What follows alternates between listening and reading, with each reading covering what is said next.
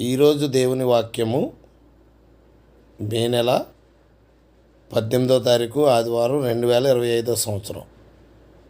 ఆయన నివాస స్థలములకు పోదము రండి, ఆయన పాదపీఠం ఎదుట సాగిలపడదాము రండి.